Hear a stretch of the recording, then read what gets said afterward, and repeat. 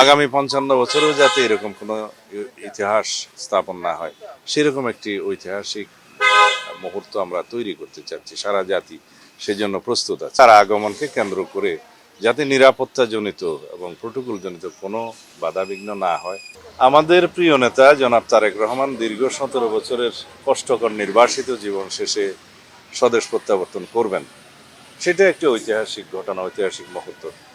এবং বিগত ৫৫ বছরের জাতীয় ইতিহাসে সেরকম দৃষ্টান্ত যেগুলো আছে তাকেও ছাড়িয়ে যাবে এই ঐতিহাসিক মুহূর্ত।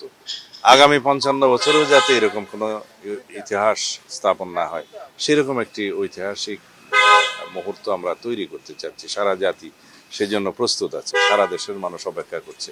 তো সুতরাং তার আগমনকে কেন্দ্র করে যাতে নিরাপত্তাজনিত এবং প্রোটোকলজনিত কোনো বাধাবিঘ্ন না হয়, সেই জন্য আমরা তার অবতরণের স্থান থেকে শুরু করে এবার কেয়ার যাওয়ার পথে, দেশনেত্রী বেগম খালেদা জিয়াকে দেখতে যাওয়ার পথে এবং সমস্ত স্থানে যাতে সমাগমটা নিরাপদ হয়, নিশ্চিদ্র হয়, নিরাপত্তা আমরা নিশ্চিত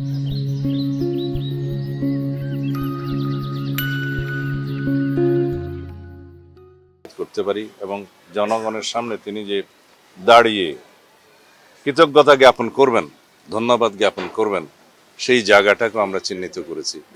তো লক্ষ লক্ষ জনতার সামনে আমাদের প্রিয় নেতা এই দেশের গণতন্ত্রের রক্ষা কবচ জনাব তারেক রহমান দুটো কথা বলবেন, সেই জন্য সারা জাতি উন্মুখ হয়ে আছে, উদ্যোগী হয়ে আছে। সেই বিষয়গুলো নিশ্চিত করার জন্য আমরা সমস্ত জায়গাগুলো আগে থেকেই পরিদর্শন করছি।